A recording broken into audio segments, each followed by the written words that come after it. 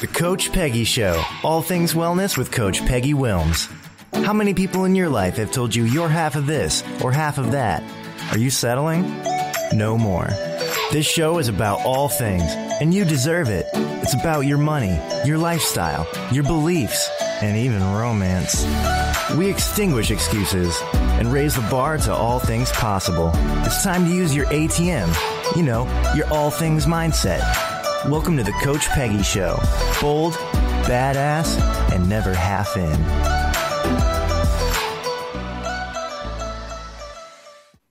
Hey everybody, welcome to the Coach Peggy Show, and I am Coach Peggy, and this is the place that you find all things wellness and all things well-being. And if you have no idea what I'm talking about, hop onto my website at peggywilms.com or allthingswellness.com. It's still going to bring you to the same lovely place.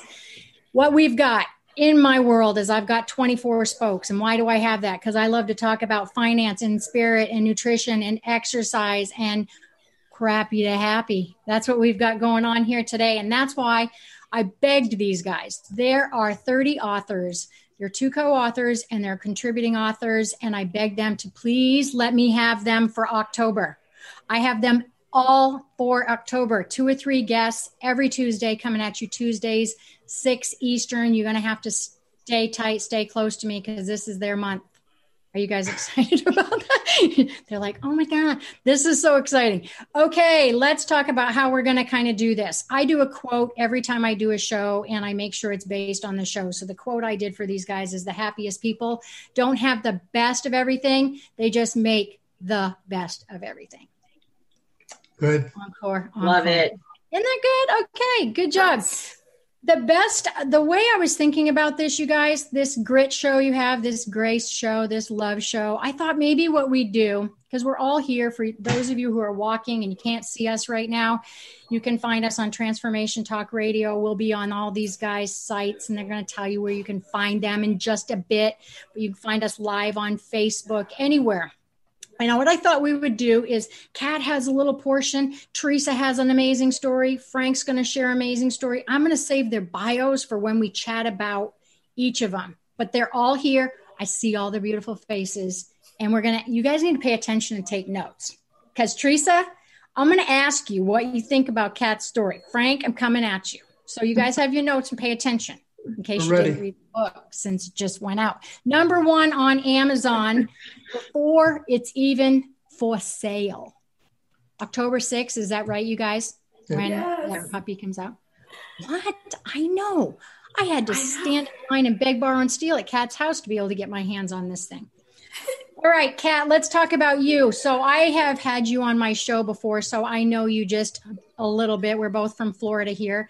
And let me give you a quick bio on her, even though her, bio it's long, girlfriend. It's long. Okay, she's written several books, but let's talk about the education background. So she has psychopathology and special education background. She actually taught psychology at the University of Southern Florida at Fort Myers, which is exactly where I used to live. And she taught, she did something with, it was severely handicapped for like 10 years. That's a long time, you guys. So she gets it. Sweet girl here. She used her dreams and unconventional or conventional actually medicine to be able to identify back cancer 3 times, which is amazing. She has a book on that. It's been on Dr. Oz, talked about that. Then she wrote another book called Chaos to Clarity. And now she's co-authoring this book. Amazing, crappy to happy. And I'm so glad to have you here. Yay, Kat. Well, thank you, Coach Peggy. I'm so glad to be back with you. We had such a good time last time, and just before I came on the show, I was out there making my tea because you told me I had to bring. All right. Oh, Frank's gonna. All right. Frank just has alcohol. We're here to party. We're here to party with Peggy. Frank's like, man, I got myself a Long Island iced tea. Teresa's drink. Where do you got, Teresa? You could San Diego. I got coffee in a handmade pottery mug. And she made that pottery. She makes that pottery. And I'm waiting for a little present from her because I didn't know that until like the other day. She was a potter. And what are you drinking, Kat? You drinking some? I'm drinking courtship tea that they actually make on Cape Cod. It was called courtship tea because they made it on Nantucket. And when people would court, they would sit in their parlor and drink courtship. Yes. Stop. I'm drinking pH water. Shoot me with just like boredom. Okay. Now listen, before you get started though, I do want to say something, because when I was reading this book, and I prepare, when I was reading this book, when you come into the book, when you say your co-author piece and the things that you've done in the past, the way you compare joy, happiness, the experiences you have, when people go to this book, I want them to understand that you really mix in this fabric. Today, what we're going to talk about is kind of your chapter 3, I think, that you're in, and your experience that you just went through with a loved one. So that's kind of what I want let people know that we're going to hear from you about. Is that okay? Yes. You're talking about my best friend that died. I want to talk about the dream. Yeah. And you know what I was also thinking before we get started with this story, your life after life, because that's really what this is kind of about, is your message. I was just thinking that I really believe that you need to give us a couple sentences about your ability with dreams. I think that's important. And our other 2 guests have their special story, like Teresa, I'm saving you to the end. Why?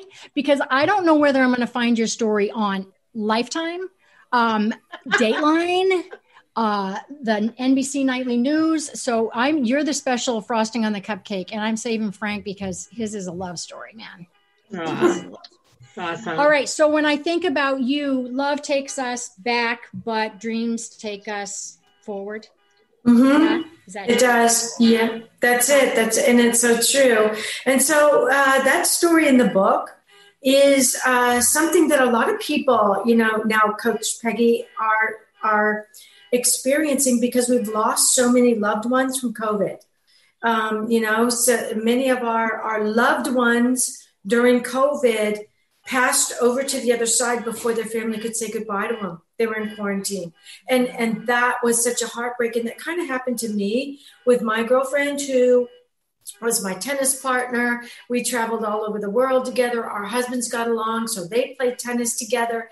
And she, just before I left Cape Cod to go to my home out in California for the winter, she was passing out a lot. She was fainting. And it turned out she had a very rare leukemia. Oh, yeah. And she didn't know it. Nobody knew it. And by the time I got to California, she was already quarantined because they were going to do a bone marrow transplant on her, and she didn't survive. So she ended up passing without me getting to say goodbye. I couldn't see her. She was quarantined. So I understand what the families with COVID were going through, and I was devastated. And so I went through the grieving process, and I guess I hit the step where you get angry. Right. And I said one night before I went to bed, I want to see her. I didn't get to say goodbye, and I want to see her. And I set that dream intention. You wrote it down even, didn't you? I did. I wrote it in my dream journal. I want to see her in my dream tonight. And her name was June. And so I went to sleep, and I was having another dream. And I remember thinking, well, this isn't the dream I wanted, but it's the one I'm in, right? And I'm standing on the street corner in a busy city with cobblestone streets. And I'm looking around going, this is Boston. And that's where June lived. I lived on the Cape, but she had a summer house on the Cape. And so I'm looking around, and June walks up to me on the street corner and says, come on, let's go get a drink. And I'm like, okay, without even thinking. It was so natural. And we walked into this beautiful restaurant that has a gorgeous bar. And we sat at the bar and ordered martinis. We were known as the Martini Queens. Before, obviously, before this dream, even. I mean, that's who. Yeah, that was before part of the your dream. Yeah, exactly. We were the Martini Queens. Exactly. So in the dream, the waitress brings us our martinis. I'm so happy. I'm sitting next to her. We're people watching, which we did all the time. And I look at her martini, and there's no liquid in it. There's only vegetables. And I said, well, where's your vodka? She goes, oh, I don't drink anymore. I stopped drinking. And so after but I was like, well, okay, I'm going to drink for you. It's my dream. I'm going to do what I want to do. It's my dream. That's right. It's my dream. I can have a double if I want. And so the next day when I saw her husband and told him the dream, he said she gave up alcohol before she died because of all the treatments. I think you really saw her. And you know what? It healed my heart, Peggy. It healed my heart because I knew she was okay. And I knew that the love that I had for her was something she took with her. And I was able to use that love to bring her back to me in my dreams. How long after she passed that you heard she passed via a phone call? Oh my gosh, right? Throws you right into those emotions. How long before you called her into your dream? How long was that? It was about 3 months. It was about 3 months and I'd had it. I said, I need to see her. I need to see that she's okay. I know they say, oh, they're in a better place, blah, blah, blah, blah. Show me. Yes. Show me. I want to see it. You know what I love about that story is that you have a dream history. So, I mean, you had your own dreams. You saw your own diagnosis with back cancer. You balked the physicians and said, this was when you and I were chatting on, I think, our February show this year, or even, I can't even remember. People have to go back. I'm losing track of time. I think COVID made me cognitively gray in my mind, like nobody's home. But my point is that that's one of the things you learn to believe, you learn to master. And then even with this, you're a human like the rest of us that said, can I do this? Is this real? Where are you? Will I be able to talk to you? And you were pissed. Mm-hmm. Yes, you're pissed because they're gone and you didn't get to say goodbye. And you have every reason to be pissed if you lost somebody during COVID and you didn't get to say goodbye. But you can see them again in your dreams. Yeah. They're only gone from this earth. They're not gone from our heart. They're not gone from our minds because that's where our dreams happen. Right. So your recommendation would be, based off of your story, your recommendation would be what? I'm in the grieving process. I'm ticked off, or I can't get over it. I'm still crying. Just do it. Keep doing it. Have no expectation of time. What would you say? I would say set your intention. I people who say they can't remember their dreams, I always tell them go with the acronym SO DREAM, which starts out with set your intention, and then organize yourself, have your dream journal beside your bed, and then know that you're going to dream. Everything dreams. And then when you wake up in the morning, remain in your position and then write down the emotions you had in your dream when you woke up, and then add to them. Then underline the words that mean something to you. You're going to learn your dream language. You're going to teach yourself to dream and remember your dreams. And it's going to heal your heart. Yeah. And that's what I did. I set that intention right away. And then I remembered it. Teresa, what were your thoughts when you came upon this story and you thought about what Kat went through? What is any experience you related to with her story?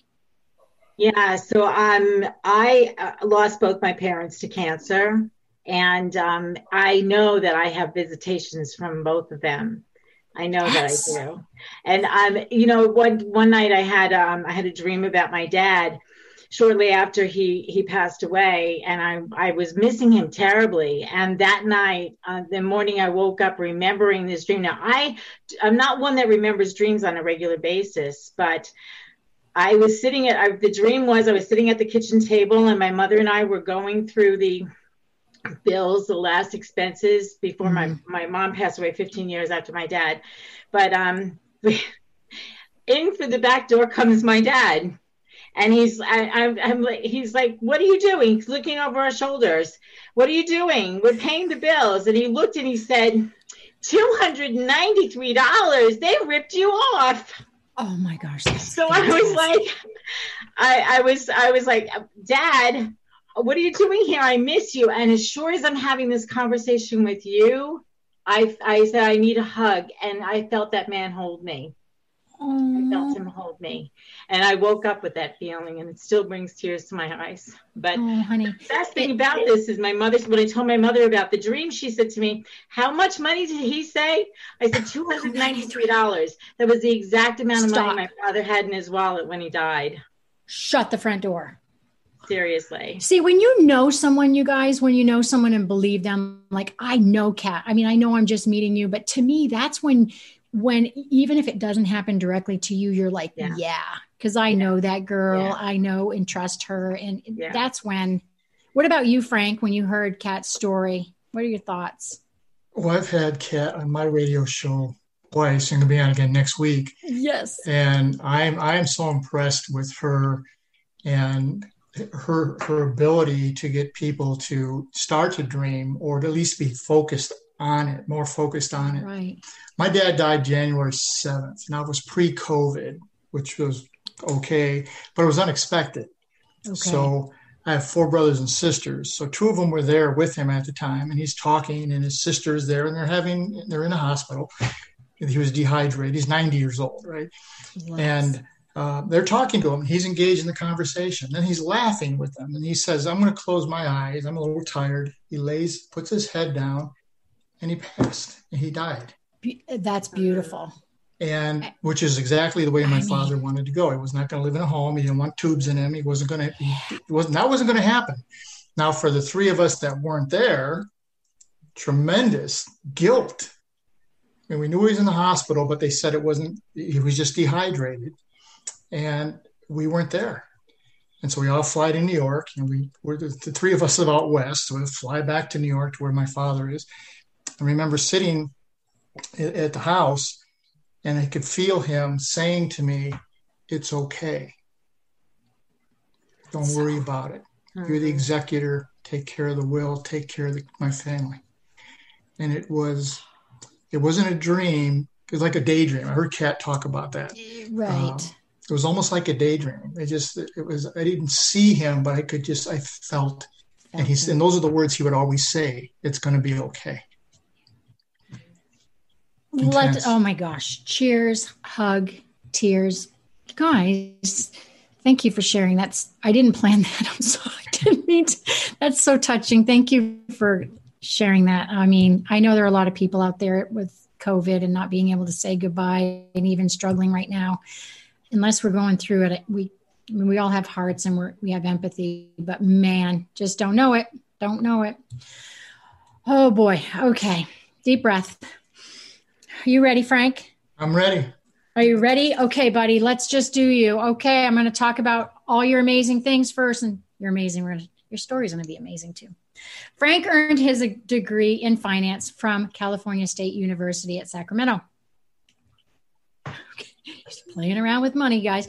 And then his graduate school management certification from the UCLA Anderson School of Business. He is a celebrated author, 5 books, 1, 2, 3, 4, 5, yes, and 100 business-related blogs.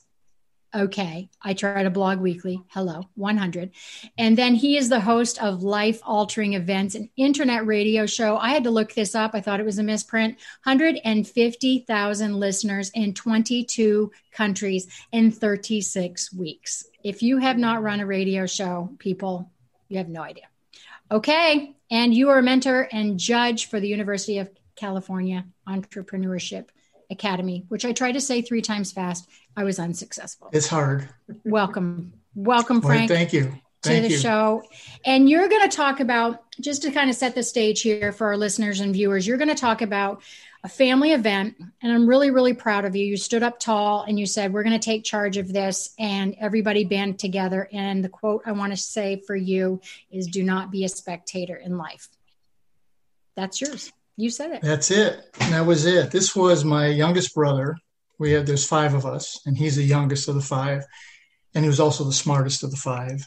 And for those in the Northeast, he went to Canisius College. And if you're in the Buffalo area, that's where everyone wants to go to school, but very few actually get in. So he had started his career. He was working. He was a troubleshooter for a department store. I had saw him the weekend before. He got engaged. And then he had just got a new job, was going to start back in Buffalo. Now, he was living just outside of Syracuse. And again, for people that are familiar with New York, Syracuse is like 3 to 4 hours from everything. And he lived 2 hours from Syracuse. So it wasn't the end of the world, but you could see it from where he was living. Okay. Yep. And so he was going it was going to be his last assignment. He's driving. trying to get on. In New Jersey, they have those cloverleaf freeway on and off. The fun and ones. He was coming around, and there was a truck, like a maintenance truck, partly in the road. It started to rain, so he went around the truck, and there was a disabled car. And he hit the disabled car. And then his car went end over end and landed on the hood. And while he was in the car, he was thinking, his first thought was, am I dead? Why am I not feeling any pain? And then the pain started, and the ambulances came, and they took him to a local hospital, the closest hospital. And that's when they called my family. And I was back in California already. So we get the phone call, 11 o'clock at night or whenever it is. My dad answers the phone. My dad is just is a rock. You see, as solid as it can possibly be. He gets the phone, and he couldn't talk. He said, I can't hear this. I can't understand what you're saying. My one sister, who runs rehabilitation hospitals, happened to be home. So he hands her the phone, and she goes into professional mode immediately, right? Right. And asking questions, where is it? What's the injury? What's it look like? She calls me in California, and I was a medic in the military, so I call the hospital. I'm more direct and blunt in the family. I'm not going to I'm not going to wait for someone to tell me what's going on. I'm going to go find out. Exactly. So I call the hospital. What's going on? What's the issue? What's happening? And they said they were going to have to transfer him to Thomas Jefferson, a teaching hospital in Philadelphia. That was the closest major spinal cord hospital. Mm-hmm. So I went there, and the diagnosis was not good. We had to wait for the surgery. And when we came out of the surgery, the surgeon had said, surgery has gone about as well as could be expected. Now, I have a very large family. I have like 400 cousins in the Northeast. Okay. So when it was time after the post-surgery and the doctor was going to talk, there was my mom and dad, the 5 of us, and probably 20 cousins in the room. And the doctor said it went as well as could be expected. He's going to be in a wheelchair for life. Mm-hmm. He is a quadriplegic. He's going to have to learn how to do everything from holding a spoon, every human function he's going to have to learn again. And and she paused at that point. Then me, the blunt one, says, I heard that people with this injury die within 5 years. Yes or no? Right. And you know how doctors are. Doctors will, well, it depends. I said, stop. Mm-hmm. Yes or no? And she said, yes, that's true. And I said, okay, stop. Not enough. And then she said, now, given that he's going to have to learn everything again, mm-hmm. may want to consider putting him in a place where he can have these services. Right. Now, my mother at that time, at that moment, was hysterical. She was crying hysterically, her youngest child. Mm-hmm. And it was like a switch turned. And she went from this sobbing grief to intense anger. And she just looked at the doctor and said, he will never see the inside of a home ever. Yes. We will do whatever it takes. If we have to do it ourselves, we'll do it ourselves, but he will never see the inside of a home.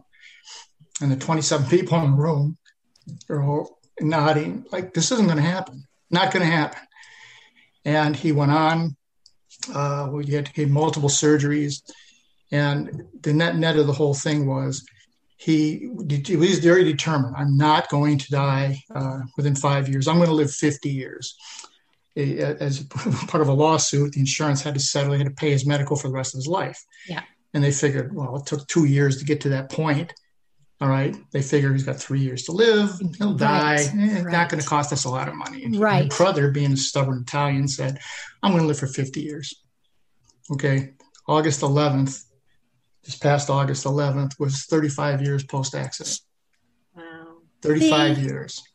He is more healthy now than he has ever been. Oh my gosh, since the accident.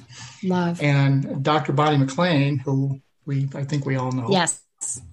With her integrative medicine, I was talking with her, and that's what ultimately happened with my brother. They had him on medications and all these different drugs, and then the one affected his kidneys, and then we changed the drugs, and it's affected his liver, and this was going on for years. And finally, one of the doctors said, I'm going to get you to a holistic doctor, and we'll figure out a way for insurance to pay. So my brother said, I have to go see a witch doctor. So he goes to the doctor, and she tells him, okay, this is what you got to eat. Yeah. These exercises you're going to have to do. This is the way you're going to have to live your life. Okay. In or you're out. And he followed it religiously. And he has been so involved in so many things. He was he moved to Phoenix where my sister lived. We grew up in Buffalo. You can't live in Buffalo in a power wheelchair. No.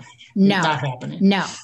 So he moved to Phoenix. Your sister who did the rehabs, was familiar with rehabs. Yes, very much so. Yeah. And so they ended up buying a house next door to each other.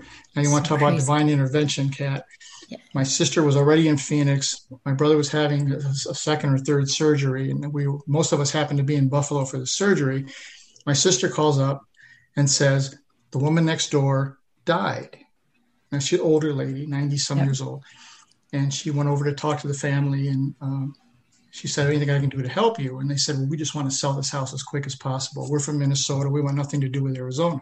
So my sister says, not wanting to be a ghoul over the grave here, but if you wait 48 hours, I'll bet my family will buy this house. So she gets her video, those big videos in the old days. We hold it like it. And it's a mirror image of her house, and she's going around doing the house, gets the VHS or whatever it was back then. Federal Expresses it to the hospital. We had to buy one of the little says, do you want this thing? So you put the slot in there. No, nothing at that point. Awesome. So we buy the house, and they're right next door to each other. And so my mother and father, while they were alive, would spend time in Buffalo. My mother's story was, when it hits 10 degrees in Buffalo, I go to Phoenix. That's right. And when it hits 110, I go back to Buffalo. You hold that thought, because I want to come back. I want to hear what the girls have to say. We are going to take a very quick break and come back. You guys are listening to the Coach Peggy Show. We're talking crappy to happy. When we come back, remember, we do a lightning round. These guys have no idea what's going to happen. We're going to talk to Frank a little bit more. We're going to get into Teresa's story. And at the end of the show, I always do fat or for real and a question. So come right back. See you soon. Hello, friends. I am Terry J. Walker with the I Am Power Hour, and here is your soul-stretching success tip of the day. 2 very important and life-changing words. I am. I have an alphabet game I wanted to share with you today. Start with the letter A and come up with as many positive words as you can think of, and place those affirmative I am words before them. For example, I am abundant. Move to the letter B and do the same thing. I am beautiful, and so on. This requires you to actually focus on coming up with positive words and learn to state your affirmations with conviction, validation, and focus. Begin to say them numerous times a day. Learn to say them with feeling and belief, and you will begin to see your confidence, your focus, and your self-worth evolve. Hope you have a beautiful, successful day, and I'll see you next time. Hi, ladies. Are you sick and tired of having a great idea and not knowing how to get that idea off the ground? The high-heeled go-givers are here. This community of highly dedicated women have locked arms in a purpose-driven mission to uplift and transform the lives of women throughout our communities. Don't forget to tune in to listen to them and me talk with you about not just how to survive, how to hit the ball out of the park. Tune into 3 Things I've Learned with Susan Dolce every first and third Tuesday of the month at noon Pacific, 3 o'clock Eastern on Transformation Talk Radio. Join Susan and her guests as they share the stories that shift our souls about radical transformations, courageous breakthroughs, and life lessons. 3 Things I've Learned with Susan Dolce. For more information, go to transformationtalkradio.com or visit Susan's website at susandolce.com. All right. Hey, you guys, welcome back to the Coach Peggy Show. If you've been listening, we've been talking to Kanavos, Frank, Zaccari. You guys, I swear, Teresa Velardi is coming up. All these interesting last names. And what I do after the 30-minute mark, you guys know, I do a lightning round. And so I've got 3 questions, 1 for each of you guys. And you're just going to give me a quick 1-line answer. And Frank, you're going first. Are you nervous? Okay. I want you to tell me, would you rather do laundry or would you rather do dishes? Laundry. Laundry. Do you do your own laundry? Do you do the laundry? I do everybody's laundry. I didn't even know that. And you fold it meticulously and put it in piles in everyone's room. Do the whole thing. wash them, dry them, fold them, put them away. God, I love you. I was a You single should start father. another business for all You had to 400 do of your that. cousins. That's awesome. Oh, that's it. Okay. Kat, I'm giving you $1,000. Not really. Okay. But I'm on air, so maybe I'm giving you $1,000. You have three options. You're either going to have to spend it on a new phone or some technology, or some new clothes, or split it between you and the other two guests. What are you going to do? For $1,000, I'll split it between the other two guests. I'm good with that. I'm okay. I got enough shoes. I got enough clothes. And I do not want to have to change my phone because I don't want to have to take everything off this phone and put it in a new one. So Amen, hey, let's sister. just split the money and go party. Go party. I had all but a freaking flip phone 2 years ago because I'm that way. I don't want to deal with it. Teresa, are you ready? I'm ready. Okay. I'm turning you into an animal, magic wand. Who do you want to be today? What are you feeling today, animal, and why? I'm a cat. Tell me why. Because they are so independent. They're so confident. They are, they do whatever they want. Nobody tells them what to do. And when they do, they just, when they want out, they're out, aren't they? Yeah. That's the day you're having. Well, let's see. This is good, you guys. Now, remember, before we went to break, good job on lightning round, by the way. That was fun, huh? Mm-hmm. I'm going to Frank's house for laundry.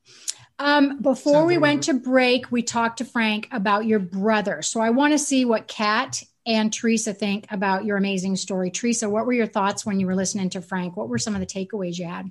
Oh, my heart was just full. I was, the thought, first I was like devastated with hearing about your brother's accident. And then I was, the warmth of your family comes through in your story. And, just to know that any one of your family members, your parents, your brothers, your sisters would do anything they could in order to be able to make his life better. And, houses for sale. Let's do it. We're all in this together. I just love that. I mean, I come from a Long Island Italian family, so I can relate. Yeah. It warmed my heart. That was my takeaway too. Kat, what about you? What were your thoughts? Well, when I first read his story, my first thought was, crisis or crappy is a family affair.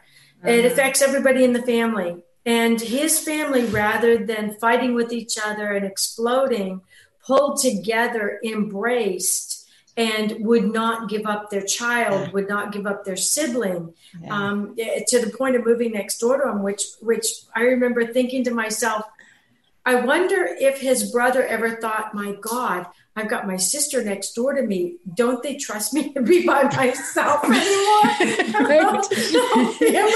Right.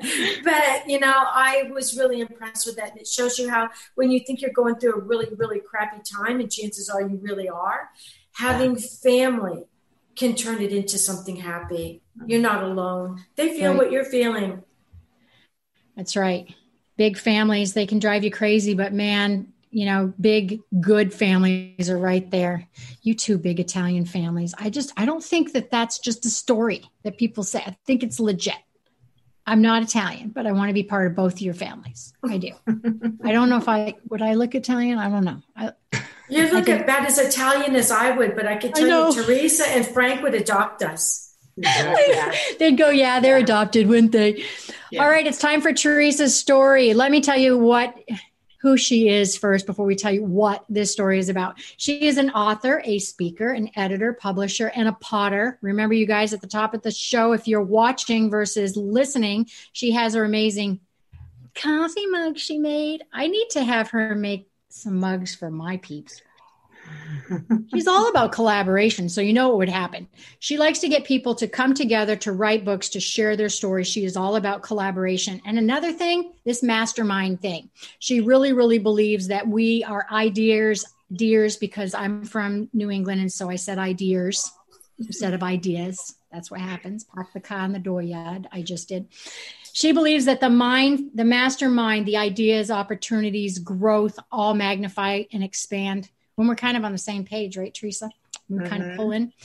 All right. So she is a contributing author to this book. Remember, it's a #1 bestseller, Crappy to Happy. Teresa, welcome. Yours is Home Where the Heart Is. That's your deal and your story. I said it at the beginning. I'm not even going to say anything. I'm going to let you take over, because how do you want to start with this thing? How do you want to start with you? Single mom during your story, though, first of all. So, I mean, I think that really lends itself into how well you dealt with this. So you take it away, drive the ship. And so, thanks, Peggy. So let's see, I was living in Long Island, divorced my husband, moved to Pennsylvania, started a new life here. There's a whole story around that. That's part of the book. Anyway, but during the process of when I first moved here, I injured myself at work. I was working at a big box store, and I took a fall and I hurt myself and I couldn't work. And I had used a lot of the money that I had gotten from the sale of my house on Long Island to make this a real home. And I came to this place where I didn't have money to pay my mortgage. Mm-hmm. And I called the mortgage company and they said, we will modify your loan. And that was the big thing back in 2008. Well, little did I know that after following the directions of waiting 90 days for the 3 months that you're not supposed to pay your mortgage in order to be able to get the modification, little did I know that would be followed up with, on the 91st day, a knock at the door in FedEx sending me foreclosure papers. This must be a mistake. Call them up. Pay no attention, like the Wizard of Oz. Pay no attention to the man behind the curtain, right? Pay no attention to those foreclosure papers. Well, anyway, the bottom line is the foreclosure train got running, and next thing you know, I landed in front of a judge in court because now I was facing a default judgment. Right. Well, did I learn law real fast? Without an attorney, and for a period of years, I kept them at bay until that started in 2010, I believe. In 2015, I was actually out in Arizona modifying, working for somebody, and the modification never came through. I had to file bankruptcy, blah, blah, blah, the whole thing. But in between there, I was in a conference about 3 years into the process. I was in a conference in California, and I got a phone call from my son. Mom, the FBI is at the door. You guys, telling you. I went, what? So, excuse me. So my son handed the phone to the agent, and I said, does this have anything to do with my mortgage? And they said, why would you think that? And how would you know that? And I was working with somebody who was helping me through some of the paperwork and the process along the way, who had said to me, the FBI might get involved because this is a fraud, and we will file whatever. So little did I know that the FBI was calling me because they wanted to investigate the guy who was helping me. You want to talk about nerve-wracking. They bring me into the office and I'm interrogated, and they have me get them on the phone and blah, blah, blah. Now they want me to go in court. They want to set me up with a wire. I'm like, you expect me to go into the courthouse through the gates of where the wire detectors are, and you want me to risk my integrity by going into the court with a wire on? I don't think so. So they said, well, we're going to be around the court, and you don't acknowledge that you know us, and blah, blah, blah. And it was this whole thing. I was part of like some sort of a sting to try and get somebody. P.S. I had a lawyer. I got a lawyer for that particular thing because this friend of mine set me up with an attorney who was going to help me with the foreclosure situation. And shortly after we're in court, that guy dies. And I'm thinking to myself, oh no, like, what did I get myself into? This is a crime drama. I don't know how you didn't start drinking, whatever else other coping skill you could possibly, because I mean, who do you trust? You've got the bank, you've got a financial institution, then you've got, of course, the FedEx guy showing up, whatever. But then the FBI. I mean, I don't know how you had the nerve. I kept thinking she had the words I can't use on air to stand up and fight for yourself, your intuition. You must really believe your intuition. Yeah. Well, it's not just my intuition. I have faith beyond what I could even tell you. That is and the most interesting thing is I could feel the power of God in every situation, because on one day when I was heading down I had to go down to the bankruptcy court. I had to file bankruptcy through this whole thing too. And then, I don't know how but my credit score is all the way up to 750 or whatever it is right now. And this is only going back 5 years ago. How this stuff happens, I don't know. But all I know is that God watches out for me. And when you trust your intuition and when you trust him or whatever you believe, I'm not going to take a stand for whatever anybody believes. Sure. But there's a scripture that I love. It's put on the armor of God, and it goes through the whole thing, what the armor is. And on the day that I was having to go to court and argue for myself in front of the judge, how I got the chutzpah to do this, I have no idea. That's the word we can use, Teresa. Good job. Yeah, good for pulling that up. Okay. Good for saving me some money, love bug. Good for keeping me out of court. How I got the nerve to do all this, I don't know. But that morning, I always start my morning with some quiet time. I do some journaling. I go into my Bible, whatever. And a friend of mine who's a pastor, she would send me a morning text every day. And there's a whole group of people. And the verse for the day was the armor of God. I was like, well, this is appropriate. I was just happened to be reading that because it came up as my I have an app on my phone, and it came up as the verse of the day. And I was writing in my journal, and then her text came through, and then I'm like, okay, I'm ready to go. And my prayer that day was to send an army of angels with me. Mm-hmm. And when I stood in the court, I felt like I was 3 feet off the ground. But when I left that morning, before I got in the car, that was my prayer. I had my stuff, checked everything. I usually would not turn the radio on or anything. I was just I wanted to be in quiet contemplation about what I was facing. And I get in the car and I pushed the button. I thought it was the radio. And all of a sudden I hear Joyce Meyer's voice coming across. And what is she preaching on? The armor of God. I went, well, so can't make this up. You can't make it up. You can't make it up. So it was just, so the whole thing is that, now COVID comes along. I'm getting ready to move. I had somebody come in and do an estate sale, got rid of just about everything I own. I have no furniture in my dining room, not in my living room. I have a bed. I have my office. I have a buffet table in what used to be my dining room, and a folding table that I can sit and have meals at.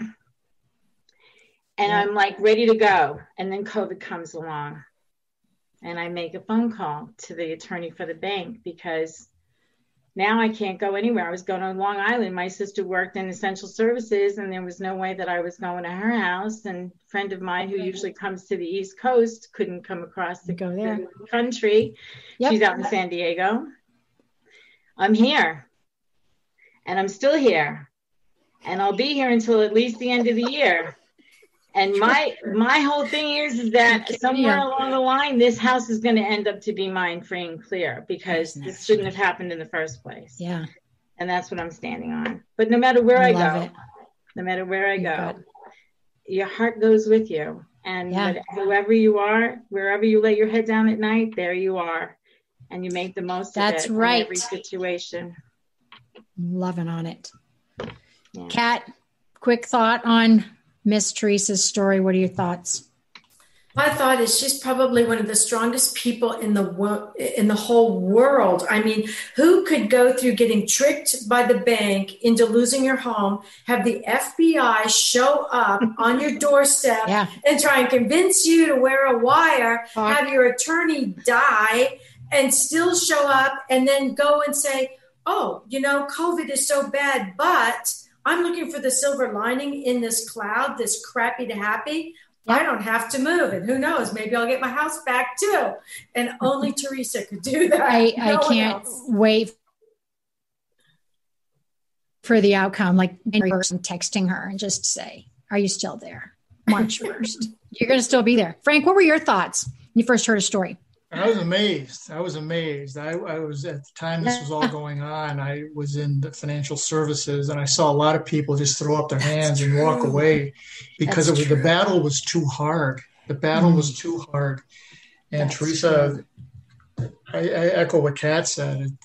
You're like one in 100,000 did it, who just fought and I'm not giving up. And people who did ultimately continue to fight, many of them won, but my God, what you had to go through. Right.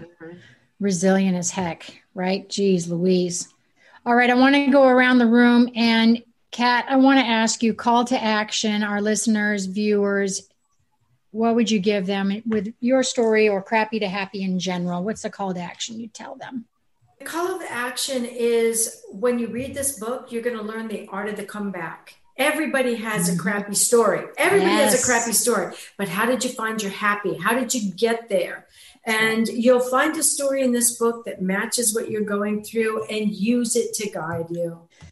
It's chicken soul of the soup in a different, it just felt that way. You know, you can sit down in a bathtub, you guys, a hot tub or whatever, and I don't care. You're going to connect with somebody's story in this. I agree. What about you, Frank? What would be your call to action for anybody listening or watching? This is a book, you have to get this book. This is real people going through real things. This is not fiction.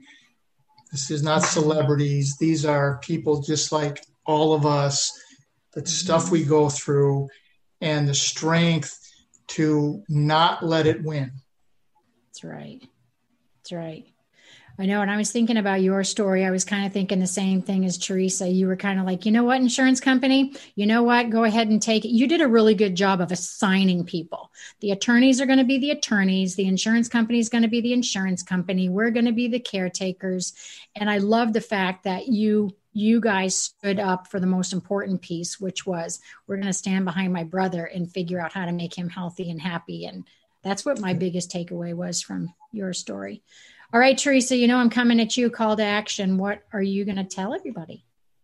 Well, everybody has a story, and, you know, as different as they are, they're all the same, because the feelings that you get and the emotions and the fortitude that you develop through going from the crappy to the happy, and the trust that you have to have in other people, the trust that you have to have in your higher power or God, the trust that you have to have with knowing that somewhere you will get through whatever it is that is before you, that it's not going to last forever.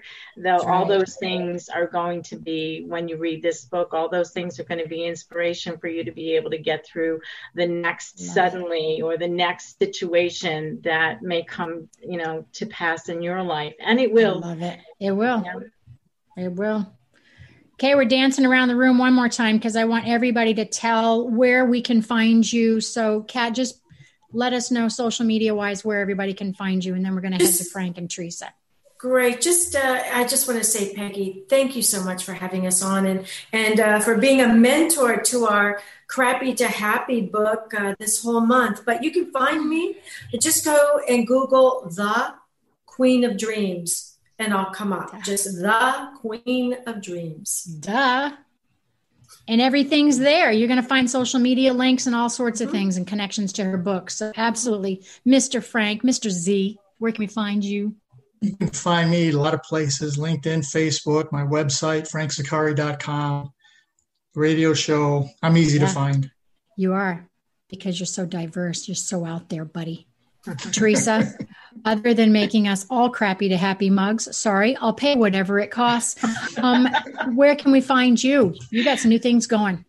Yeah, I've got some new things going. Teresa, amazing. You can find me on Facebook, Twitter. I'm not super active on social media, and my websites are under construction. TeresaVelardi.com is being revamped. All of the links to everything else will be on that page, so you can go there and just connect wherever you can.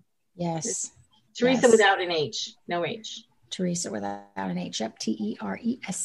All right, one more time, crappy to happy. Kat, I want to ask you, let's see, this week, do you have a crappy that went to happy? I know I'm pulling this out, making it up. This week, what was a crappy to happy?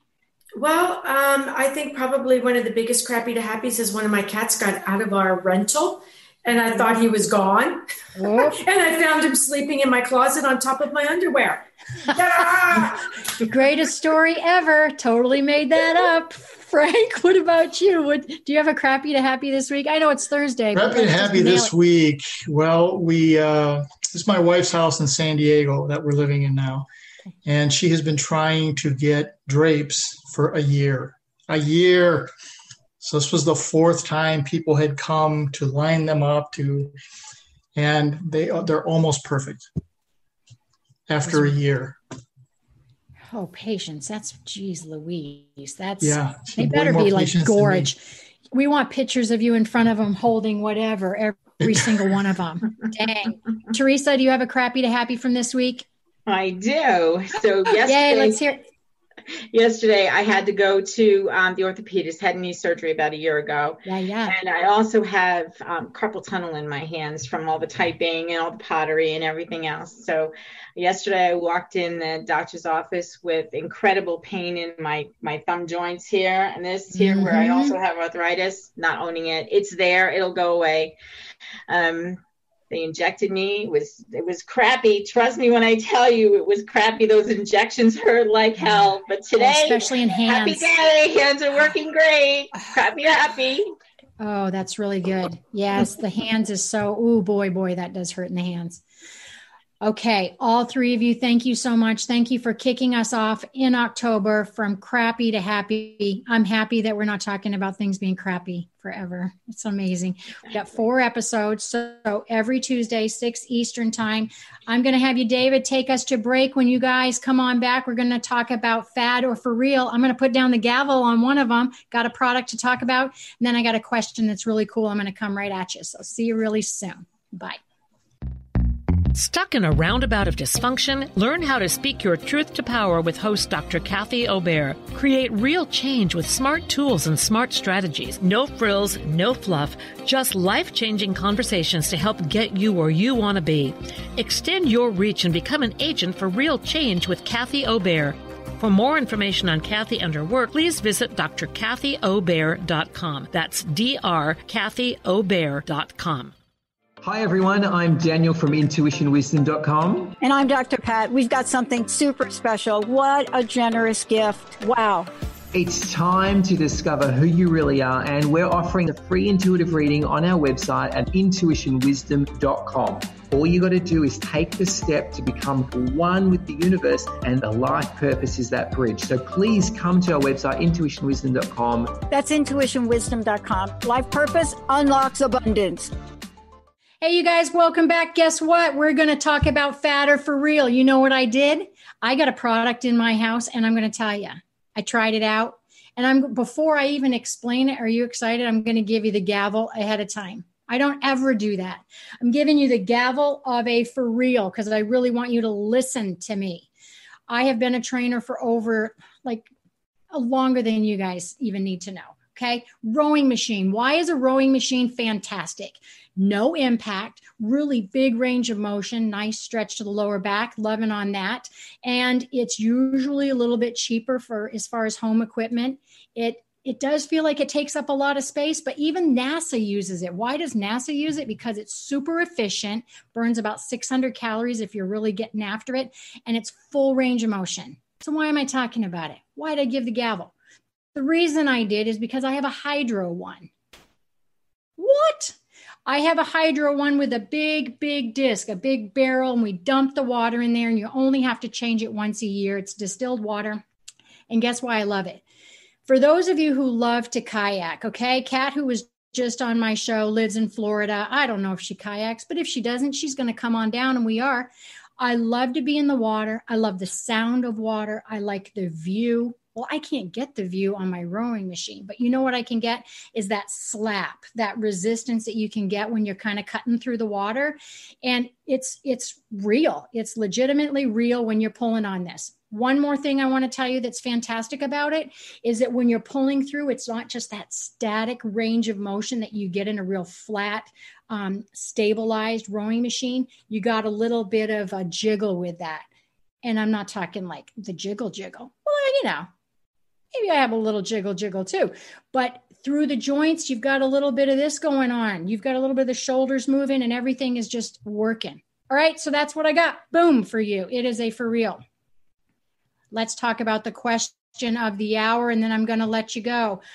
The question I had coming at me is, do I believe you have to eat the 4, 5, or 6 meals a day? You guys know how I am with diet, but I'm going to say it one more time, or 5 million times till I die sitting on a lawn chair on the beach at 102. I've had that dream, so it must be it's going to happen. Diets and nutrition is all about you. Food is fuel. You need to figure it out. You know I am about experiments. You know I am about trying foods, taking them away. Take dairy away for a week, see how you feel. Take red meat away, see if your inflammation goes down. Try 4 meals a day. Try your 3 meals and a snack. Try 2 meals and a snack. Intermittently fast. What's important? How can you figure this out? And if it works for you, write it down. For 1 week, write down what you eat, the time of day you eat, and more importantly, how you feel after, because food is fuel. The intention is to make you feel better, not worse. Everybody's different. Kale might upset your tummy, and it might not the next person. So that's what I'm saying. Don't ask me again if I'm going to make you eat 6 meals a day, because you're not going to hear yes from me. You're not going to hear demanded breakfast at 8 o'clock. You might hear me say work out before breakfast if you don't have anything medically wrong with you. Don't know, but reach out to me. You can find me at Peggy@allthingswellness.com. Be here next Tuesday. Of course, you're going to see me talking to 3 other beautiful faces. Crappy to happy. I love having you here, and I will talk to you really soon. Bye. You've been listening to The Coach Peggy Show, All Things Wellness with Coach Peggy Wilms. Tune in live the first and third Tuesday at 6 p.m. Eastern on TransformationTalkRadio.com, where Coach Peggy talks all things wellness. Not just nutrition and fitness, but about all things. About your money, your lifestyle, your beliefs, and even romance. The Coach Peggy Show. Bold, badass, and never half in. For more information or to connect with Coach Peggy, visit allthingswellness.com.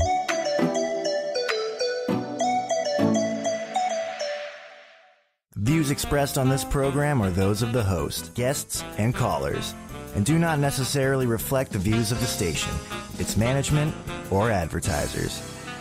You're listening to Transformation Talk Radio.